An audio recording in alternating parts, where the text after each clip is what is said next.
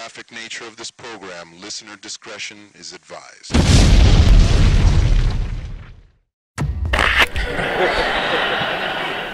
It's okay. Very reminiscent of the first page of Watchmen, if you guys are familiar with it or remember it. But there's a really important caption, and I'm gonna go through this because it's 6 pages, and you're gonna read all the dialogue in this when you take it. But I wanted to go through it myself with you guys before you read it. Thought it'd be fun. The very first caption, it's a narrator, and he says, right away, November 22nd, 1992. Or is it the 23rd? And that caption tells you how long it's been since the original Watchmen. And it also, the second caption also tells you whoever's talking is not very reliable. And so you go to the next page, or next panel, and we start to pull up, and I'm not going to spoil what the narrator says, but he's pretty unhappy with this state of the world.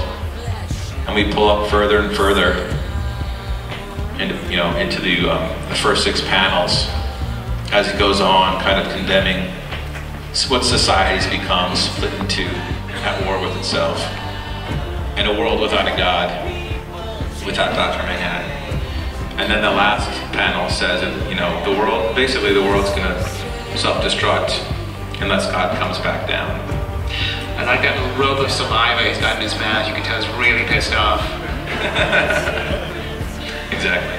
And that last panel is important because that's Ozymandias' building. And so, right away on page 1, we are on the Watchmen world in 1992. All right, Chelsea, do you want to go to page 2? No, go on. Page 2. So there's obviously a riot outside of Ozymandias' building, and they break in. And in this, and again you'll read it, we get kind of a look across the world at all this news going on, and all the world's kind of self-destructing. And there's no leader to be found really in the way this world's going. And this, again, the dialogue will play off the art when you guys read it. What do you want to talk about this? Oh, well, just to sort of pause for 1 second. Do you want to connect this up to where Watchmen ended? And I feel bad for the 4 people who haven't read it, but it ends in this kind of wonderfully suspended moment where Ozymandias has caused this huge disaster to happen in the hopes of creating world peace, but at a terrible price. And you're not sure if the peace is going to hold. It's a sort of suspended moment, which is sort of perfectly balanced. And now you've pushed on, 7-8 years? And I guess what we're seeing is the peace is crumbling. Yeah, peace is crumbling. And so there was a peace for a moment, and now it's tipping over. And we'll go to the next page, and we'll see kind of why.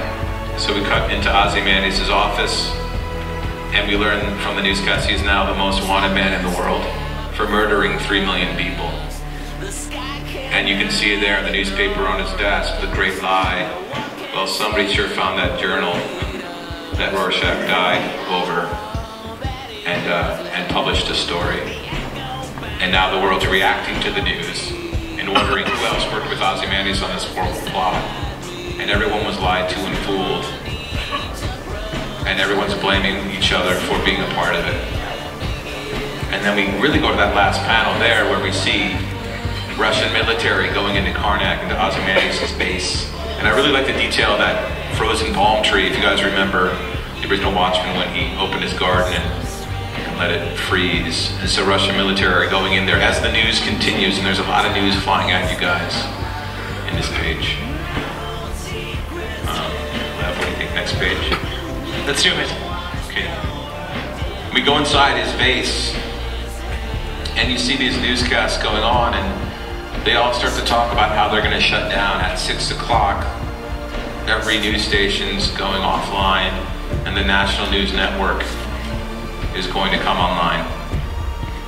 And as the Russian soldiers enter, they find not Ozymandias, but an empty medical bay where they find a photograph of a skull and x-ray. There seems to be some kind of tumor in it. As the stations go off the air, we push in on the tumor, and that bright light. Go to the next page. And on comes the National News Network. The National News Network, on every TV now is the same, says that essentially nuclear war is imminent, and to evacuate every urban center and get clear of the red zones. And we cut to a prison. It says that the emergency number on your screen is busy, contact your local police. As somebody grabs that guy with it. The guy says, give me the keys. And he's hit. This guard's hit. Somebody else takes the keys. And the convict looks up and says, oh shit. We go to the last page here.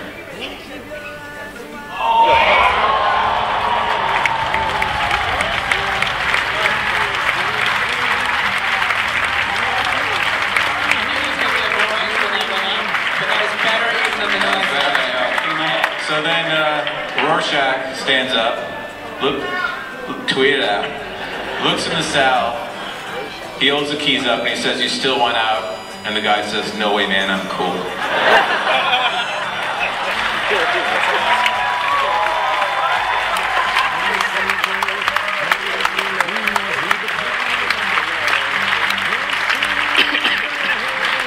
And then Rorschach moves into the prison.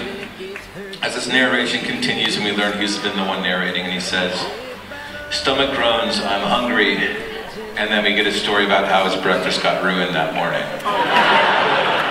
And so that's really, those are the first 6 pages. And when you guys read in the Ashcan,